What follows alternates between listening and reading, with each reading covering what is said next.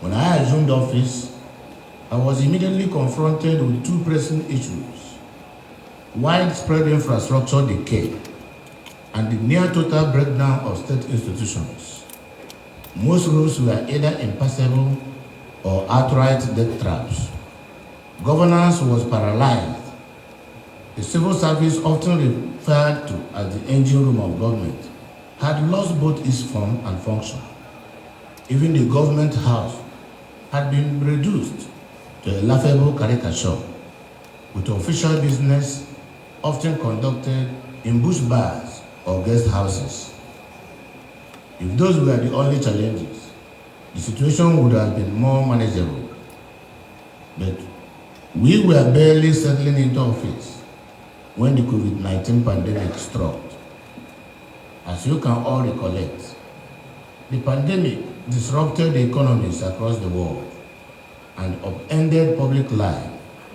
Here in Imo, we had to redirect enormous resources to contain the spread of the virus, to be able to protect our people. No sooner had we begun to manage the public health crisis than another challenge emerged. This time, a politically motivated challenge. Some disgruntled politicians who were still smarting from their defeat at the polls vowed to make the state ungovernable. They went to great lengths to keep their promise. Soon after, that unprecedented acts of violence erupted in different parts of the state. The most infamous was the illegal release of over 1,830 inmates from Owerri Custodial Center. This act injected dangerous elements into the society and emboldened the criminal networks across the state and the neighboring states. Suddenly, we were confronted with a full-scale breakdown of order. Banditry surged, communities were attacked, and public infrastructure came under siege. Law enforcement officers and private citizens were not spared. The impact of these far-reaching acts of violence were enough to destabilize and derail any administration. But we remained resolute. Our belief was simple, that light will always overcome darkness. In response, we mobilized every available arsenal to confront the crisis: security, humanitarian, financial, and institutional. To the glory of God, we emerged victorious. Now we have our state back. Why is this background important? It is because it reminds us that even in the face of daunting and destabilizing events, we stayed focused and pursued our development agenda with clarity and courage. We did not buckle. We did not retreat because we came prepared. So instead, we used adversity as motivation to rebuild, to reform, and reimagine the future of our state in accord with our well-outlined shared prosperity 3R mantra. We became revolutionary. We began our building effort with the civil service and critical road infrastructure within the Owerri capital city. The choice was deliberate because a functional civil service is the backbone of good governance, and the motorable roads are essential for commerce, public mobility, and administrative efficiency. At the State Secretariat, we undertook a full-scale rehabilitation, both structural and psychological. For those who recall, that complex had deteriorated into a workplace of despair. Leaking roofs, cracked walls, blocked toilets, and the infestation of rodents were the norm. Today, it is a modern, functional space.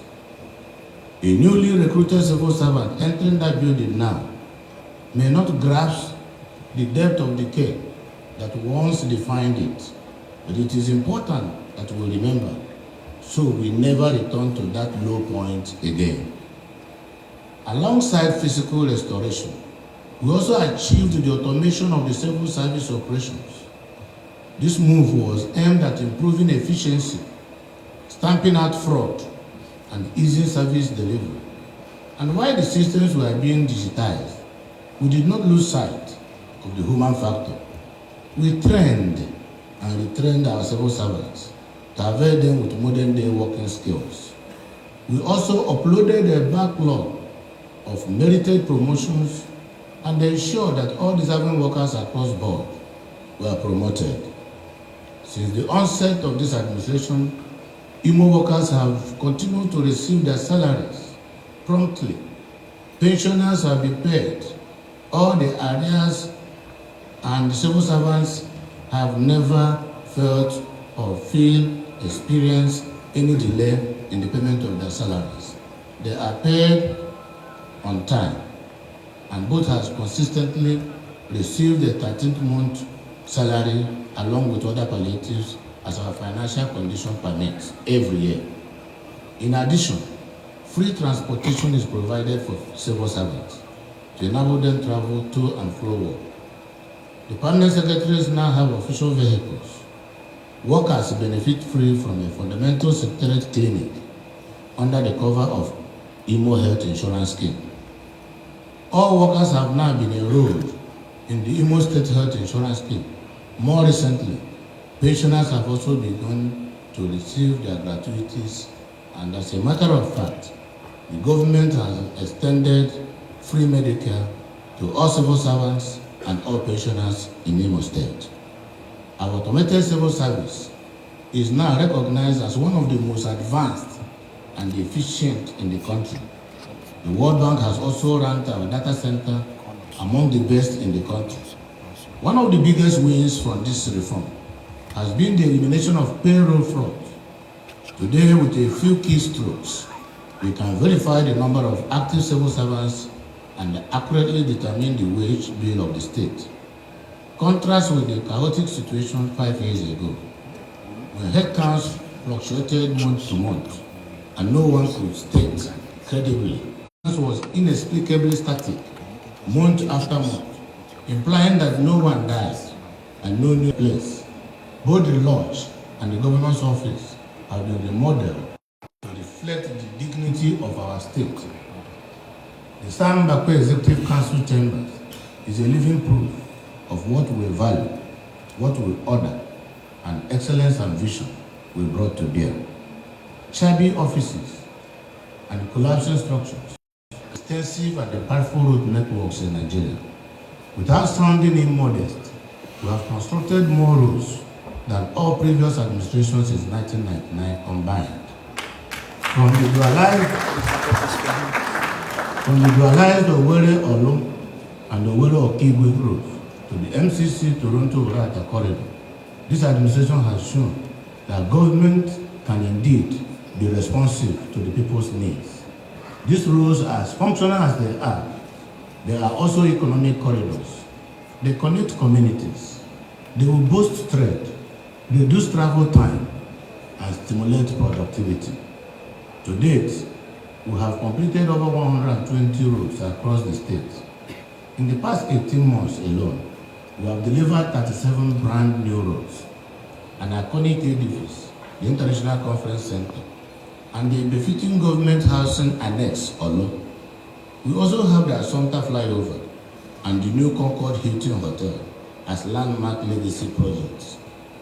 The new roads include the following: the Toronto Oji Road, the Naze Obosisi Road, Olong Nkume Omowa Road, Oru West Local Government Road, Mwidi Omuma Okoro Road, Ameri Omuma Road, Ihiala St. Joseph Eziashi Road, Okwodo Awomama Road, Toronto Ekemegboha Road, Owerri Mbise Umuahia Road, Imsut Road Olu, Alaba International Market, Olu Akofa Oga Road, the Regional Government House Eziachi, Nempi Ameri Road, Omuma Nkume Road Ongoing, Naze Ihiagwa Road with the bridge, Naze Obosisi Road completed, choosing Dreamland Assumpta Umuguma Hospital Road, rehabilitation the construction of 17 roads in the capital city, within Owerri. We brought and extended Imo International Airport runway. The job will almost be completed. This is to enable international cargo flights land takeoff from Imo State. We also installed navigational facilities, including night landing facilities, lit up the airport runway, and made it acceptable to global standards.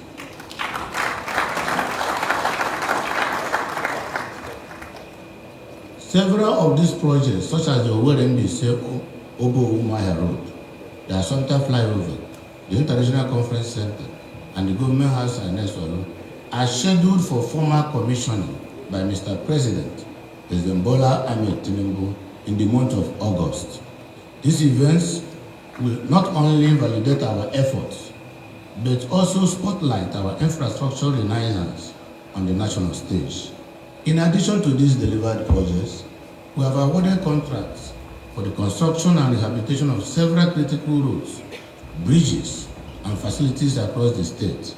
They include the Alaba International Market Road, including street lines, solar borehole, and public toilets, comprehensive desilting, and the expansion of the flood control tunnel at Lake Nwebere, the construction of Imeri Junction Awomama Road up to Ata in Njaba local government, construction of an additional 500 by 45 millimeter airport runway and overlay of the existing 2.7 kilometer street, expansion of our Gidiamu-Ifeke Mwidi Junction corridor, 19 kilometers, rehabilitation and asphalt overlay of Chukwumawoha Junction or G flyover to Amakoya flyover, construction of Naze Road, Timber Market intersection, and Sport Road Safety Office, complete asphalt overlay of Okodo Awomama Road, engineering, procurement, and construction of modern bus terminals at Naze and Central Area Onisha Road. We have all these modern bus terminals with 232 bus stops across Imo State under our new Imo Mass Transit program. Mr. Speaker, honorable members, you will agree that we are not relenting in our commitment to providing our people with enduring infrastructure. As Chinechebe aptly captured in the title of one of his novels, it is morning, yet on Creation Day. When our work is complete, Imo would have crossed a point of no return in her march towards economic transformation.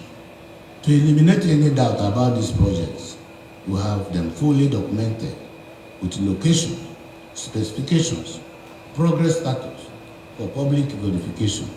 You may have witnessed as regarding not just the number, but the quality of infrastructure in Imo State.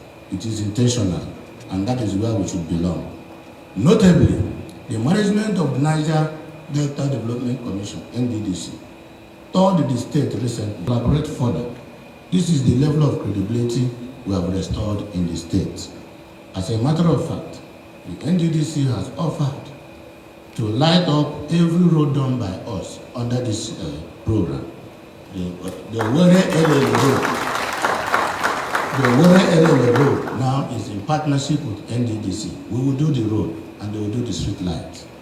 As I've said before, we will not rest in our hours. We will continue to build, we will continue to connect, and we will continue to uplift our people. One road, one bridge, one corridor at a time. In education remains the foundation of any sustainable society. That is why we took deliberate steps to reposition this sector from the very beginning of our administration. When we assumed office, the situation in our education system was dire. Teachers were demoralized due to months of unpaid salaries and years of delayed promotion. Institutional materials were also scarce. Our flagship institution, the Imo State University, was not left out. It had lost a number of both staff and students, and academic standards were in free fall. To reverse this decline, we began by rehabilitating 305 primary schools, one initial electoral ward. We followed this up with similar interventions at the secondary level, where we not only renovated classroom blocks and constructed new ones, but also equipped science laboratories and restored functionality to libraries. To further motivate teachers and ensure retention, Imo became the first state in the Southeast to extend the retirement age for teachers from 60 to 65 years. The result of these reforms is evident. Imo students now consistently ranks among the best in national examination, in NECO, in WAEC, and JAMB alike. The improvement in outcomes speaks to the scale of our investment. Honorable members, I invite those of you serving on the Committee on Education to visit these schools and see the impact we have made for ourselves. At the tertiary level, Imo stands out as one of the few states successfully funding 5 institutions simultaneously. We have Imo State University, Owerri, K.O. Mbadewe University, Oboko, University of Agriculture and Environmental Sciences, Umuago, Imo State Polytechnic, Ben Owajimogu College of Education, Ihitobom. Mr. Speaker, honorable members of the House, it gives me a great joy to announce that Imo State has now a brand new federal university from the federal government. I want, on behalf of the government and people of Imo State, thank President Bola Ahmed Tinubu for this magnanimity, not only in signing the bill, but in also supporting and approving a take-off grant of that university to the tune of over 30 billion naira. This is no small feat. With this development, Imo now proudly hosts 5 public universities, an unprecedented milestone in our educational journey. We give God the glory. Worthy of note is that all the state institutions have achieved 100% accreditation in their academic programs. Admissions are regular, learning is uninterrupted, the quality of instruction is always improving. Beyond physical infrastructure, we have strengthened the system through strategic partnerships and staff development. The key achievements in this aspect include training of over 1,500 teachers across 15 local governments on family life and health education in partnership with UNESCO, procurement of over 796 tablets to improve digital record keeping in basic education schools, participation in international capacity building with UEC leading to the training of key staff on education, management information system, both in Rwanda and the ones that they did locally. Establishment and the equipping of an ICT unit with full internet capability, distribution of laptops to all the local government areas to support digital data reporting, construction of a modern library in Imbiri fitted with 150 computers and internet connectivity via MTN to serve as a JAM CBT hub, establishment of a fully equipped electrical electronics workshop and renovation of 6 classrooms and a 6-room toilet facility with gender separation, provision of a new 40-seat library with current textbooks and a computer lab at Ikenebu Girls Secondary School, Owerri, complete with over 20 computers, printers, routers, and internet access. These interventions are not scattered acts of goodwill. Rather, they form part of a coordinated agenda to ensure that no child in Imo State is left behind in access to quality and competitive education. In the health sector, Mr. Speaker, we approach the health sector with the same urgency and commitment that guided our education reforms, because access to health care is considered a fundamental right in modern societies. One of our earliest interventions was the recovery of Imo State University Teaching Hospital, Olu, which at the time was more of a mortuary than a hospital. Accreditation had been withdrawn, equipments were obsolete, staffing was almost non-existent. Today, that narrative has changed. IMSUT now houses ultra-modern medical equipment and is manned by qualified specialists across departments. For 4 consecutive years, it has produced new set of medical doctors, restoring the institution's core purpose. To complement IMSUT, we worked with the federal government to upgrade the former Federal Medical Center Welle to a university teaching hospital, a secondary tertiary health facility in the state. Our next step was the decentralization. We began by rehabilitating 305 primary health care centers, 1 in each electoral ward. The centers now serve as first contact clinics, offering essential services in rural areas. To further bridge access gaps, we introduced mobile clinics in hard-to-reach areas, providing Medicare at no cost to underserved rural populations. We have also rehabilitated and equipped general hospitals in select local government areas. These now serve as referral centers for the world-level clinics. Our plan is to have at least 1 functional and well-equipped general hospital in each of the 27 local government areas of Imo State. The feedback from the field has been very encouraging, especially with the rollout of Imo State Health Insurance Scheme. With this scheme, no Imo man or woman should be denied health care due to cost. Presently, all the workers in our civil service, local government areas, and pensioners are under free medical care provided by the government. We have signed a memorandum of understanding with reputable foreign technical partners, including Siemens, Canon, General Electric, for the manufacture of medical equipment to equip all our hospitals, maintain and service them.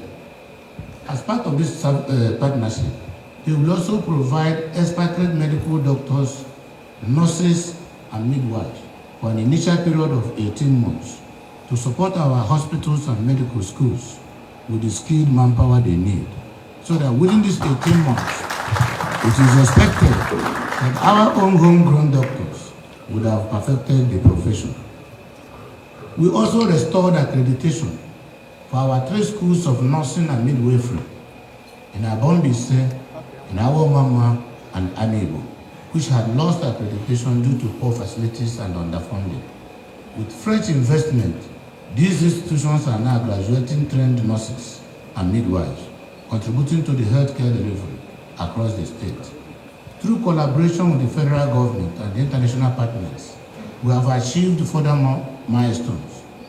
A 100-bed mother and child hospital was recently completed and handed over to us, commissioned by the wife of Mr. President in Awomama, courtesy of the Office of the Senior Special Assistant to the President on Sustainable Development Goals. Imo recorded best in-country indicators in stillbirth reduction, immunization coverage, and antenatal care, as confirmed by the health sector-wide joint annual review journals. During the recent diphtheria outbreak in Abombise, we responded promptly, mobilizing funding and medical supplies within days to bring the situation under control. Other notable interventions include launch of a comprehensive health insurance program, now covering over 437,435 residents, including all the state and local government civil servants and pensioners. Management of over 435,000 clinical cases across the 305 INEC wards in Imo State, using both public and private facilities. Our intention is to strengthen our public health facilities to be in position to compete, if not surpass, private hospitals. Free healthcare services for all civil servants and pensioners under the Imo Care Initiative. Over 2,000 assisted deliveries, mainly cesarean sections, successfully carried out through a rapid response referral network. Ongoing enrollment of 2.7 million Imo residents, 100,000 minimum per local government, into the Imo Care Scheme program, targeting the informal sector and ensuring that no one is left behind in our universal health coverage goal. A new memorandum of understanding that gave back to Heartland Corporation to reshape primary care delivery using the IMO model health facilities framework. Through this effort, we have not only expanded healthcare access, we have rebuilt public trust in the system. More mothers now deliver in safe facilities. More children are immunized, and more citizens are insured against threat of medical poverty. In the area of sports, Mr. Speaker, honorable members, this administration recognizes the centrality of human development and social inclusion to sustainable governance. That is why we have continued to invest in people, especially our young talent, women, and most vulnerable in society. In the area of sports, we have gone beyond ceremonies and trophies to deploy sports as a vehicle for youth engagement, unity, and job creation. Our athletes have represented IMO at multiple national and regional events, including the just concluded National Sports Festival and the NDDC Sports Festival, bringing honor and visibility to the state. Their hard work has yielded results. So far, they have won 85 medals across different sporting categories, at 8 gold, 21 silver, and 26 bronze. This is a proof of discipline, preparation, and determination to excel. To further institutionalize this momentum, we appointed Olympic gold medalist Emmanuel Amunike as Grand Ambassador for Sports Development. His experience and leadership have inspired what we now proudly call the IMO Dream Team. Our support has not stopped at appearances. We have committed resources to sports infrastructure, coaching programs, and grassroots scouting, creating a pipeline for future champions while keeping thousands of youths constructively engaged. In women affairs and social welfare, in the same spirit of human-centered governance, we have also taken first steps in the area of women affairs and social welfare. The welfare and protection of vulnerable groups, especially children, have been a major priority in 2024. We revoked the licenses of 10 orphanage homes that failed to meet operational standards. Others were placed on regulatory watch lists. This sent a clear message that Imo State will not tolerate substandard care or exploitation under the guise of shelter. At the same time, we continue to support over 35 compliant orphanage homes and NGOs, assisting them with license renewals, training and supervision to ensure their services meet national and global expectations. Our efforts extend to combating gender-based violence in all its forms, from child defilement and physical assault to emotional abuse and economic deprivation. Survivors are receiving legal, psychological, and economic support as part of a coordinated response framework. We have also expanded our empowerment initiatives, most recently disbursing cash and food items to over 1,000 women, including widows, petty traders, and persons with disabilities across all the 27 local government areas. These interventions are not mere seasonal gestures, but structured steps towards social protection and dignity. More broadly, our approach to welfare has been inclusive. We continue to improve healthcare access for the elderly, provide economic support where needed, and involve women in all tiers of decision making. Women organizations now play an active role in stakeholders forum and state level planning. This is what it means to build a society that works, not just for the powerful, but for everyone. We are creating an IMO where talent is nurtured, where the vulnerable are protected, and where no voice is left unheard. Digital economy and e-governance. Mr. Speaker, honorable members of the House, distinguished stakeholders, in line with our digital economy and e-government in Nigeria, that move has repositioned IMO as a national leader in digital transformation. At the center of this strategy is Skill Up Imo, our flagship human capacity development program, which aims to train 300,000 young Imolas in critical digital skills. So far, over 40,000 youths have been trained, equipped with startup, toolkits, and supported through internships, mentorship, and the active alumni network. We have deliberately prioritized inclusion, ensuring women, persons with disabilities, and rural residents have access to this opportunity. Beyond training, this program is about livelihoods. Through platforms like the Tech School Fair, Freelancing Hub, more than 1,000 graduates have been secured remote jobs. Others have launched viable business lines here in Imo, reversing the migration trend to urban tech hubs like Lagos and Abuja, now deciding to settle in Imo State to do their businesses.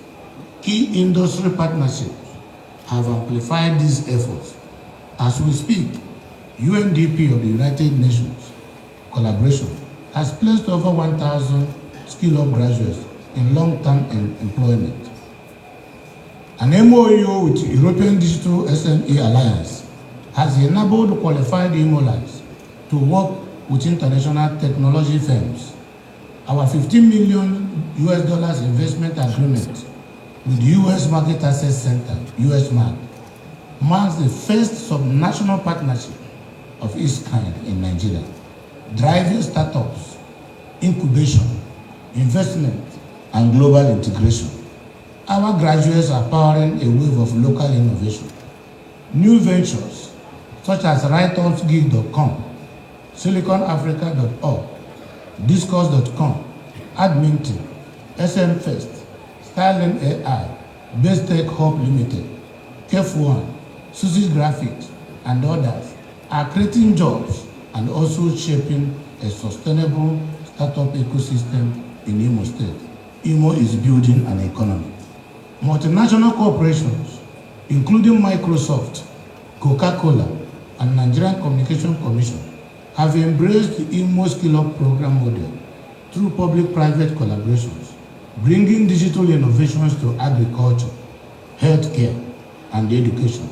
We have massively expanded high-speed broadband access across Imo, partnering with Heartland Fiber Optics, Airtel, MTN, and IHS towers. Today, we have 5G coverage in several local government areas, a milestone in digital inclusion. I am very proud to announce to you that our flagship digital infrastructure project will soon be delivered. The Imo Digital City Limited, in collaboration with our foreign partners, is establishing the first ever Artificial Intelligence Institute built by a subnational government in Nigeria. This institute will focus on advancing research on artificial intelligence, promoting AI education, driving AI development across the country. It will also serve as a hub for nurturing AI-driven startups and groundbreaking research. Already, leading international technology institutions are set to partner with Imo Digital City Limited for collaborative AI research, innovation, and capacity building. In a 21st century economy defined by internet, artificial intelligence stands as the most transformative innovation instrument. The establishment of this institute within the Imo Digital City is therefore both a technological milestone and a socio-economic game changer, as it will attract global and local investments, open up thousands of digital job opportunities, and further equip Imo youths with the skills needed to thrive in an emerging AI-driven economy. With this bold initiative, Imo is not passively adapting to the future. We are helping to define it. Furthermore, we have introduced a robust e-governance framework to make public service smarter and more efficient. This includes full electronic data management system across all MDAs, digital identity cards for government officials to enhance accountability, is soon to launch My Imo app that will centralize access to government services like tax payments, permits, and program enrollment. A single window portal now integrates government to government, government to business, and citizen services, eliminating all bottlenecks. These efforts have drastically reduced bureaucracy, improved response time, and strengthened citizen trust in government. In partnership with the National Identity Management Commission, NIMSI, we rolled out free new enrollment drives, bringing thousands of Imo people, especially in rural areas, into the digital ecosystem. This has expanded access to online banking, e-commerce, and digital financial services, particularly for the previously excluded. Our pioneering efforts earned Imo a seat on the Presidential Council on Digital Economy and E-Government, one of the just 5 states selected nationwide.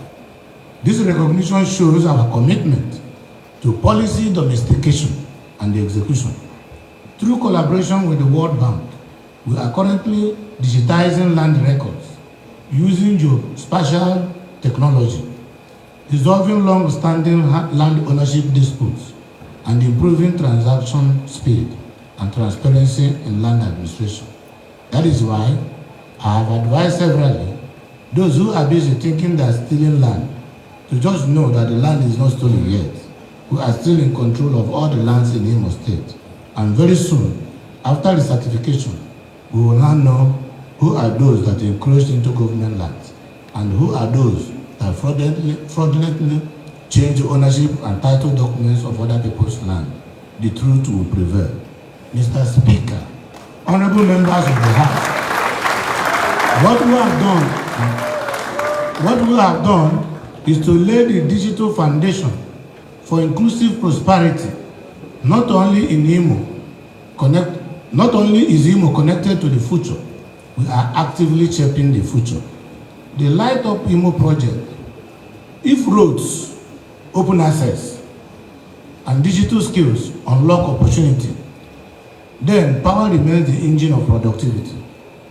There will be no meaningful industrialization without power.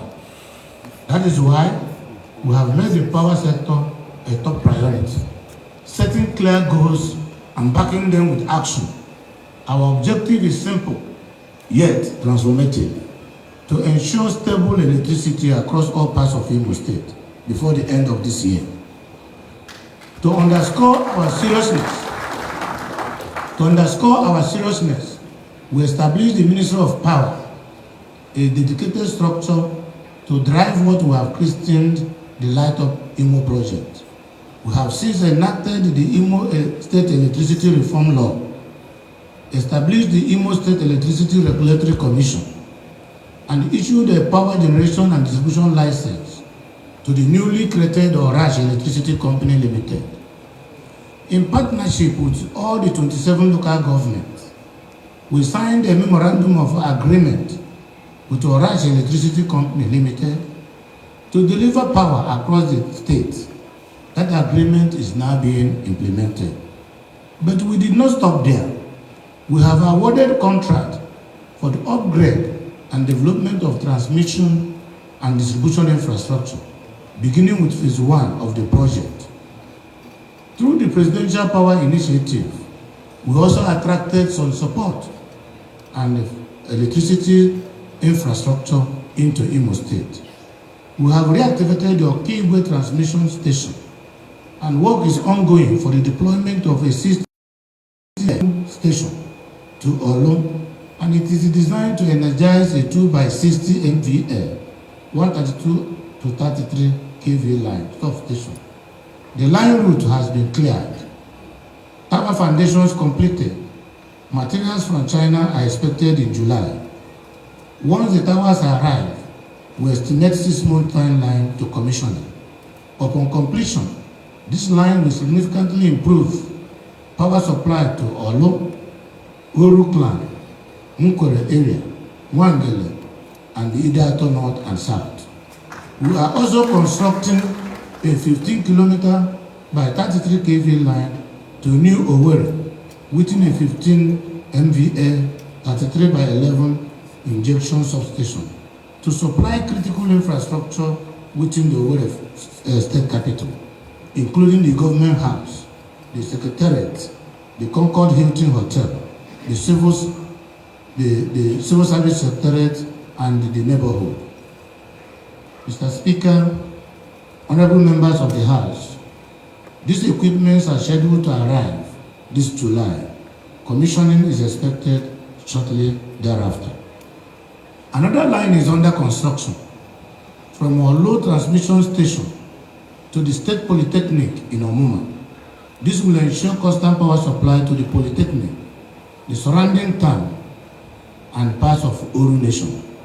And we are thinking beyond distribution. We are building grid resilience. The state is actively facilitating the construction of a 330 kV transmission line from Aloji in Aba to Ebu in Owerri. And we are overseeing the completion of this critical substation works at Ebu. We are spending money to expand the Ebu substation in partnership with Niger Delta Power Holding Company. These moves will ensure long-term bulk power transfer capacity. If there is any fault in the generation system in Egbama, we will take bulk power from Aloji. Let me restate for emphasis, the Light Up Imo project is real and it is on course.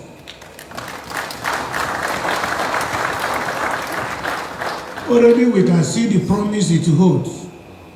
A seamstress in Wangele, a barber in Okwele, a wedding shop in Mbise. Each of these businesses will benefit. Micro and small enterprises will flourish. Cottage industries will spring up. Investors will follow the power lines and settle where there is guaranteed supply of light. Because when a state has steady power, clear roads, skilled youth, and pro-business policies, it doesn't beg for investment. It becomes a destination of choice for investors. This is the Imo we are building, and we are building it with clear intentions and spirit. In the physical space, Mr. Speaker, a state cannot develop sustainably without a sound physical base. This is why our administration has pursued reforms that not only increase revenue, but also attract investment and enhance transparency. We took deliberate steps to improve the ease of doing business in Imo State. Through the successful implementation of the State Action on Business Enabling Reforms (SEBA) program, we repositioned our business environment and earned national recognition. Our World Bank Ease of Doing Business ranking improved dramatically from 33rd position we met in 2021 to 13th position in 2023. This progress indicates not just infrastructure improvements, but systemic reforms. We reviewed and enacted business enabling laws, issued executive orders, and digitized procedures. Notably, we signed an executive order on the right of way, facilitating investment in fiber optic infrastructure. Another executive order establishing a framework for responsible and inclusive land-intensive agriculture, protecting both investors and host communities. We strengthened the public-private partnership law, allowing structured collaboration with the private sector. As a result, our development partners have shown increased confidence in the Imo economy. The World Bank recently released $4 million on our SEBA performance disbursement after we achieved 100% of our prior year reform targets. To support these improvements, we built a modern digital revenue system. The introduction of revenue management system has transformed how we collect and monitor revenue across MDS. Today, tax assessment notices vehicle documentation, payment receipts, tax clearance certificates are all issued electronically, and their authenticity can be verified instantly online. This has drastically reduced leakages and manual bottlenecks. The impact is visible. Our monthly internally generated revenue has grown from the paltry 400 million naira we met in 2020 to now over 4 billion naira a month in 2024. An increase of about 500%. This performance gives us the physical breathing room to invest in infrastructure and services, even as federal allocation continue to look up. We are not stopping there.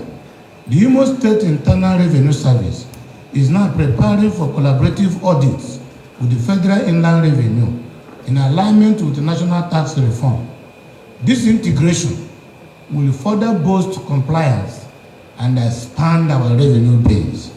Importantly, our digital reforms have also created jobs through electronic ticketing and digitized market revenue collection. We have created income opportunities for nearly 1,000 Imo citizens, turning public sector reform into grassroots economic value. This is how we govern, building systems, eliminating waste, growing revenue, and ensuring that the benefits touch the lives of our people. Finally, I am pleased to report that our administration has also reduced the state debt profile, which we met in the year 2020 at 259 billion naira in 2020. We have reduced the debt owned by Imo State when we come on board to a paltry sum of 99 billion naira now in 2025. This reduction of 60% is a clear signal of prudent financial management to restore dignity to our economic system. We were looked at as a state that was not solvent, but now bankers and creditors are pursuing us to borrow. But I can assure you, we will not borrow for now.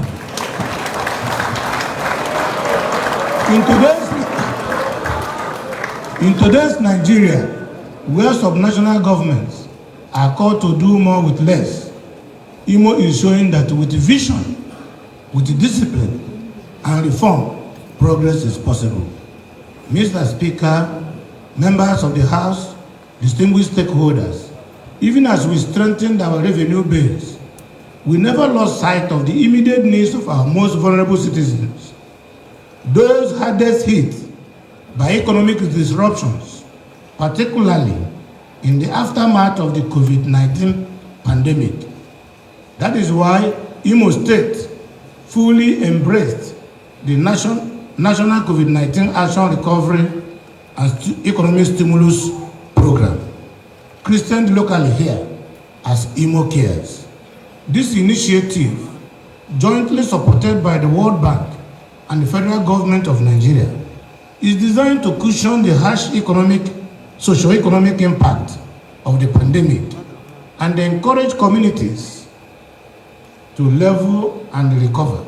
Under this program, we adopted a community-driven approach, identifying and supporting the poor and vulnerable households in rural communities, as well as the urban new poor, those pushed into hardship by recent economic shocks. The results have been remarkable. So far, over 400 households have received direct economic support. 98 communities have benefited from development interventions. 65,000 individuals, including the aged, the chronically ill, and persons with special needs, have been positively impacted. 8 wet markets were targeted for revitalization, helping small traders get back on their feet. These achievements speak to the program's depth and reach, but more importantly, they show that our administration is not building prosperity for the few. We are building resilience for all.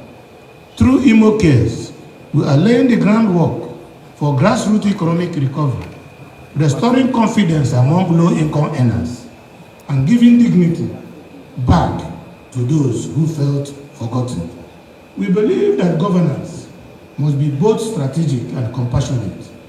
While we drive reforms at the macro level, we are equally committed to touching lives at the micro level. The households by households, INEC ward by INEC ward, market by market, we are committed, and we must give sense of recognition, identification, and dignity of what the good news of Imo State is bringing to us. A new Imo is possible. That is the ethos behind Imo Cares, and that is the spirit behind every intervention. We have rolled out under this administration all these interventions for the interest of our people and for the sake of Almighty God. Housing remains a critical component of our infrastructure, not just for shelter, but for institutional development and investment appeal. We are intensifying implementation efforts on the Imo State estates, which earlier we did not start because of discrepancies in the ownership of land. But today, we have earmarked an estate in Ngopala area, as well as the Hope Uzodinma exclusive estates, located in Avu, along Port Harcourt Road, the old zoo on the site by Procha Hotel, the phase 1 development of 500 affordable housing schemes in Avu, and our Mama is also on course. These projects speak to more than physical expansion. They showcase a leadership determined to create livable, dignified, and well-governed urban spaces. Mr. Speaker, honorable members of the House, we have concluded arrangements to ensure that civil servants are involved in owning their own mortgage, through mortgage, in owning their own homes any moment from now. In the transport sector, Mr. Speaker, this administration has recorded substantial gains aimed at improving safety, mobility, and regulatory oversight. I am therefore pleased to inform you that through a public-private partnership, we are establishing a new transport chain known as the Imo Heartland Mass Transit Program. It is aimed to improving mobility, reducing travel costs, and creating jobs in the state. Contracts have already been awarded, and contractors have been mobilized to site. The project includes 3 mega bus terminals located at Ebu Road, Onitsha, and Naze Road, along with 256 bus stops strategically placed across the state. Our mass transit will take students, civil servants, pensioners at no cost to them. And the bus stops will extend up to Okigwe, up to Olu, up to Werenta, up to Mbise, Obu Junction, all the boundaries of Imo State. There will be bus stops, and that is why we are ensuring that we have quality access routes to these destinations.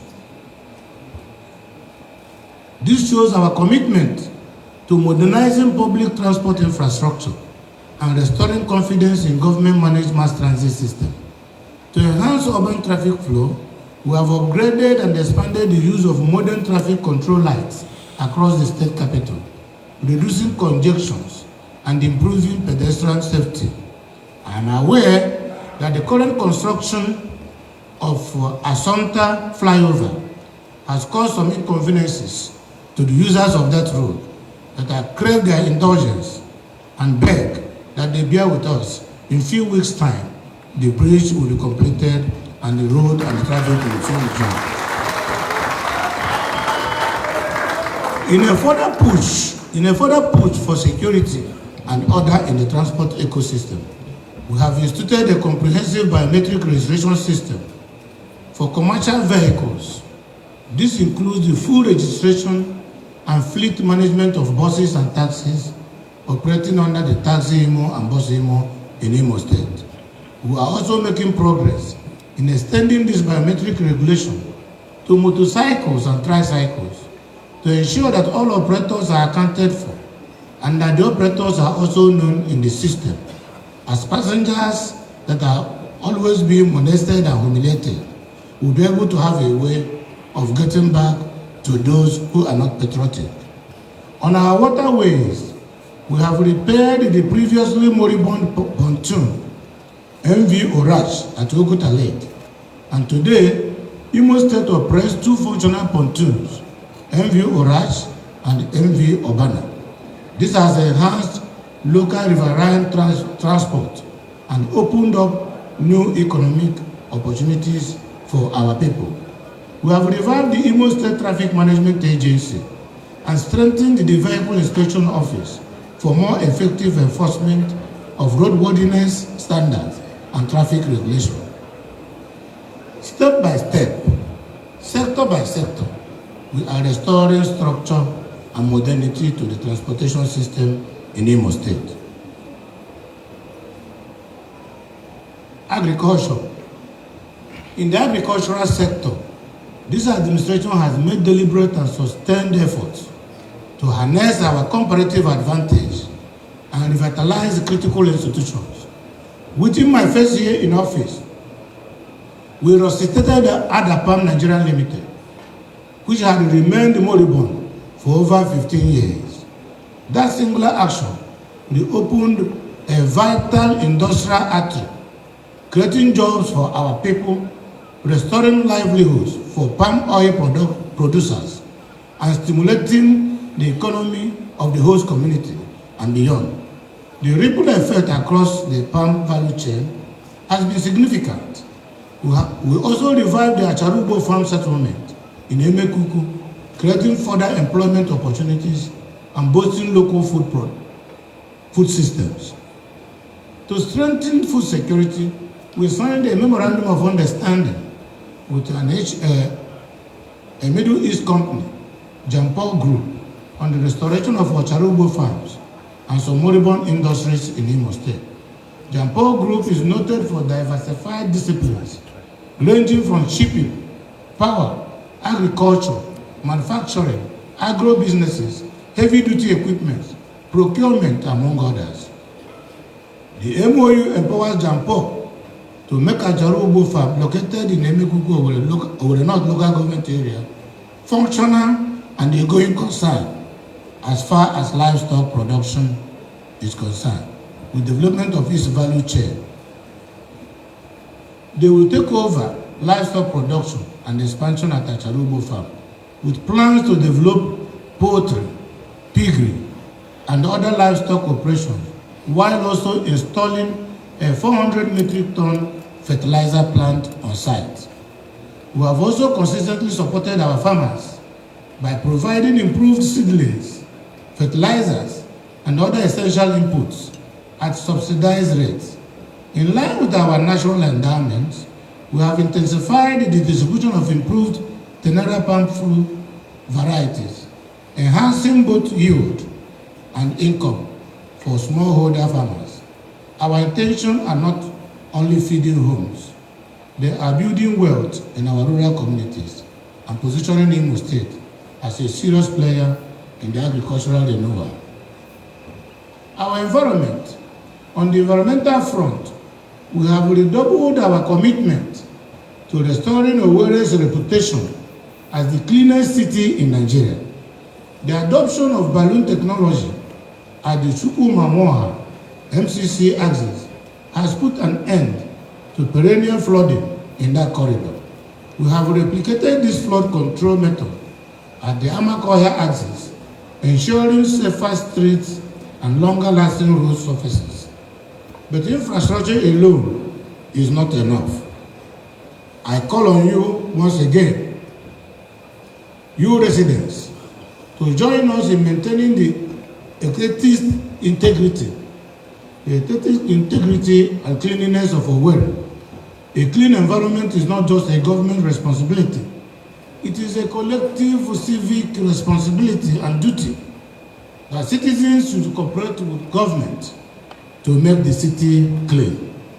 Mr. Speaker, honorable members, I wish to also briefly touch on developments in the Ministry of Lands.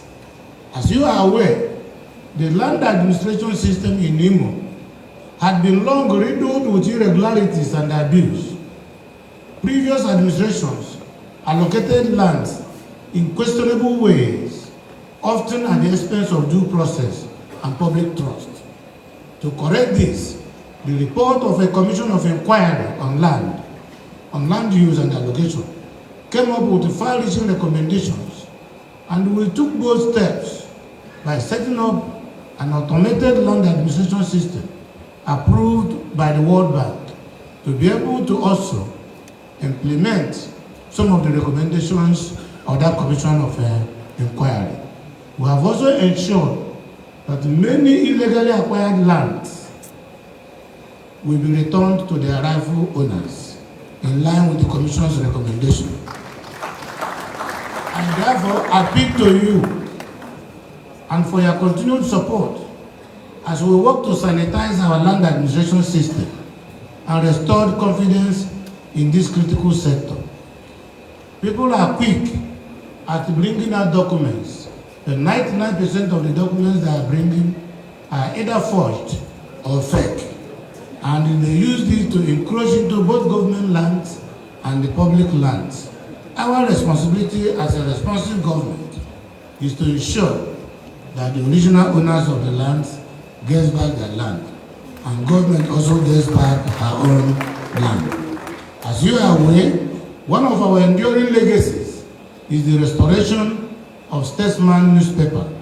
From day one of my administration, we revived the moribund newspaper and made them a daily newspaper. It has remained so till date. I'm happy to inform you that Statesman now has a presence in Abuja, the capital of our country. It will be about the only state-owned newspaper that has presence in Abuja today. Our digital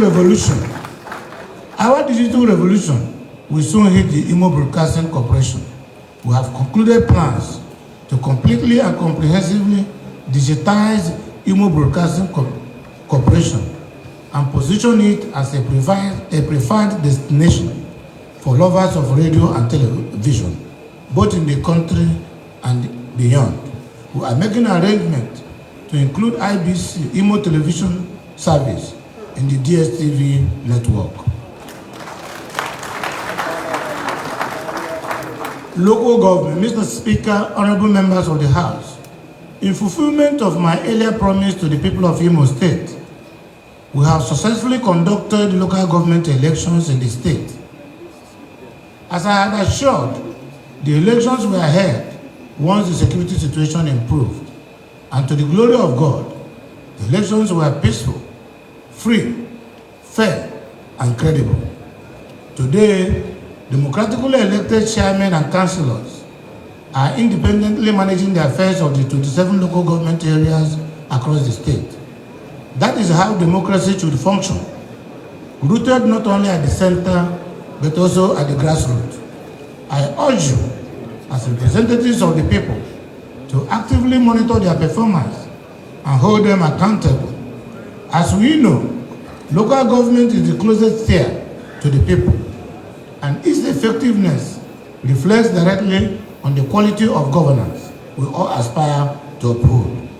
I must place it on record that President Bola Ahmed Tinubu has shown the kind of political courage we rarely see.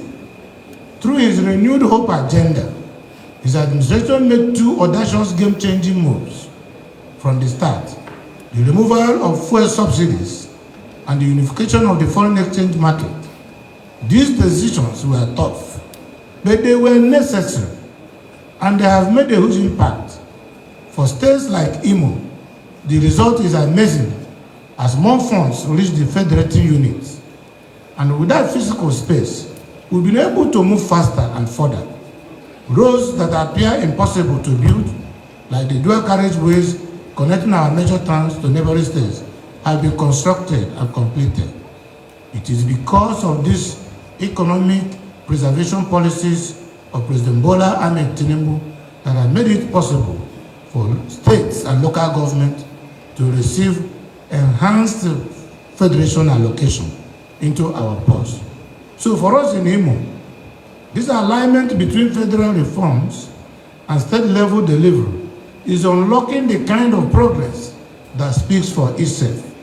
I have seen how excited Imo people are when they see the road leading from Owerri, Mbiso to Umuahia, from Owerri to Okigwe, from Owerri to Olong, and all the infrastructure we are building. The jubilation and the enthusiasm has been unprecedented, but they were made possible because of the enhanced budget allocation we are getting, courtesy of the policies of President Bola Ahmed Tinubu, GCFR. The dredging of our Orash River, Mr. Speaker, honorable members, the dredging of the Orash River stands out as one of the most strategic infrastructural projects of this administration, an undertaking that holds immense promise for the economic transformation of Imo State and Southeast region. The objective is to create an additional economic artery that will open up new corridors of trade, industrialization, and connectivity. It will also enhance security, supported by the already established naval base in Oguta. Beyond its economic value, this project is set to strengthen social and cultural ties among communities along the river, stimulating interaction and shared growth. The committee overseeing its execution has mapped out the timelines for the commencement of the first phase. The dredging route spans over 120 kilometers and is expected to be completed within the next 24 months. Let me assure this honorable House and the good people of Imo State that the Orash River dredging project will be completed within the lifetime of this administration. We are under no illusions as to its importance. This project holds the key to an industrial revolution in our state, and we shall spare no effort in ensuring its successful delivery. We are also thinking beyond infrastructure. Plans are underway for an Imo World Economic Summit, which will bring together international investors, development partners, and leading voices from the private sector. This summit will spotlight the new wave of investment opportunities in our state, particularly in agriculture, in manufacturing, oil and gas, ICT, and tourism infrastructure. Our objective is to position Imo as a destination of promise, a destination of possibilities and results.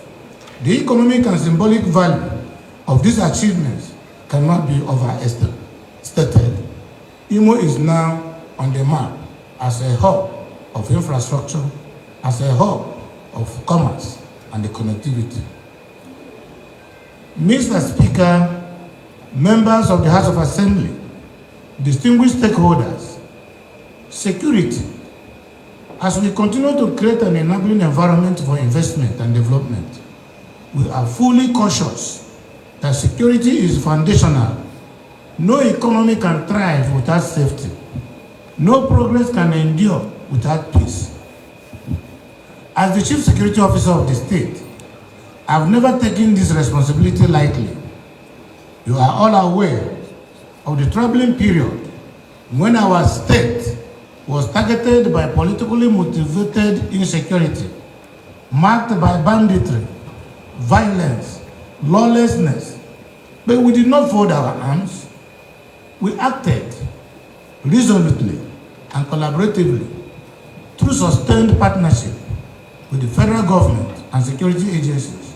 We have steadily reclaimed the peace of Imo. I'm pleased to report that even though it's still work in progress, the state capital Owerri has hosted several national and international conferences in the past year without any incident. That is no coincidence.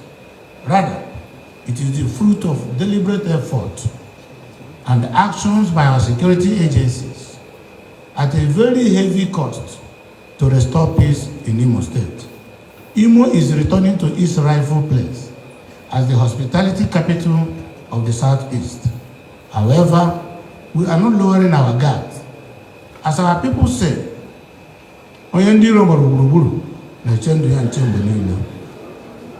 He who is surrounded by enemies must stay ever alert. I have therefore directed all stakeholders to support security agencies with timely, credible intelligence, and I recommend and commend those already doing so. In partnership with our communities, we are also establishing a vigilante unit in every ward, every community, drawing trusted members from within. This grassroots approach will strengthen our reach, deepen our community confidence. Let me at this point reassure our brothers and sisters in the diaspora, Imo is safe for your return. Those who visited last year during the festivities returned to their destinations in peace. We welcome you to come home again, joyfully and without fear. To the very few who may still be sponsoring violence, I urge you to stop. No personal ambition is worth the blood of your people. Join hands with us in building, not in destroying. The land we can all call our own is Imo State. If Imo is destroyed, we will not have any place to call our own. With the continued support of the federal government, security forces, and our vigilant citizens, I am confident that Imo State will never return to the proverbial Egypt. The dark days when terror held sway and human lives were devalued, those days are behind us, and they must never return again. Our judiciary. Now, if I may turn to another arm of government, the judiciary, I regret to observe that the situation is not just heartwarming. Recent events in our judiciary have exposed weaknesses and shaken public trust in Imo State. These are serious matters that demand systemic correction. That is why I am committed to working closely with all the relevant stakeholders to cleanse the system, restore its dignity, and reaffirm judicial integrity. Together, we will take these necessary steps, and the Imo will be better off for it. Furthermore, we will continue to uphold the rule of law and rebuild trust in every public institution. We will respect all regulations. We will recognize and respect all regulatory agencies. We will follow the rule of law, but we must also protect the interests of our people.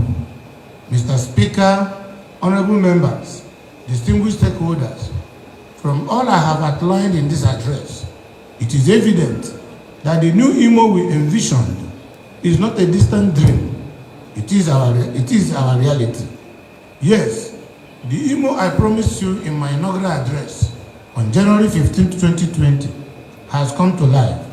We have moved from an analog structure to a digitally driven state.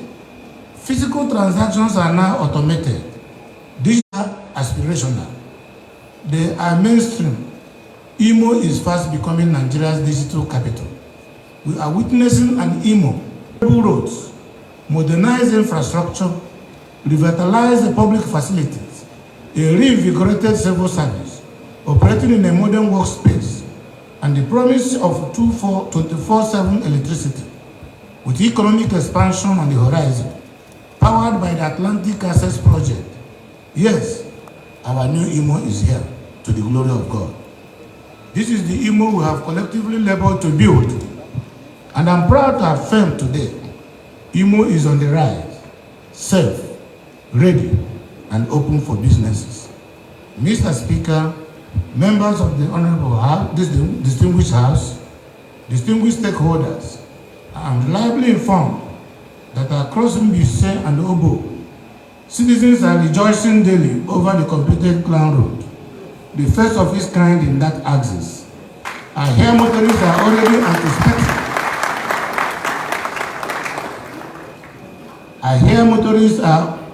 anticipating. The convenience that the Assumpta flyover will bring in easing interstate travel. I have also learned that the Emmanuel Iweyan International Conference Center is now drawing curious visitors and admiration, not only for its purpose, but for the architectural wonder it represents. And even ahead of its full reopening, the transformation of Concord Hotel into Concord Hilton is generating excitement and pride among our people. What of the recently commissioned annual gas processing plant? These are just a few of the legacies we are leaving behind. To me, they are not just projects, they are signposts of progress. They are redefining our physical and economic landscape and heralding a new Imo that is confident, that is connected, and that is competitive. Mr. Speaker, honorable members, I must not close this address without expressing my profound appreciation to you and this honorable House for your steadfast partnership. Your support over the last 5 years has been instrumental to every milestone we have achieved. Your commitment to development and the people mirrors the core values of this administration. Permit me to also congratulate this House on your 2nd anniversary. The Imo electorate chose wisely and they deserve the very best. Please be rest assured that the executive branch will continue to support your work, collaborate with you where necessary, to deliver more dividends of democracy to our people. From the foregoing, it is clear that Imo is in a good state of health. We are making progress in virtually all frontiers, by which development is measured. We should be proud of where we are as a state, while mindful of the fact that there is still work to be done by all of us. As we build on the momentum we now have, and we know development should not be left to the government alone. We want to encourage public-private partnership. We invite our private sector people and practitioners to see Imo as a destination they want to come. Let me close this address with a firm assurance to Imo people that our state is safe, our state is caring, and our state is in the competent hands of experienced, honest, accountable, ambitious leadership. I have never been more optimistic about the future of Imo State. And trust me, when I say that, it is morning, yet concretion day. Thank you for your attention. May God bless all of us. May God bless Imo State. May God bless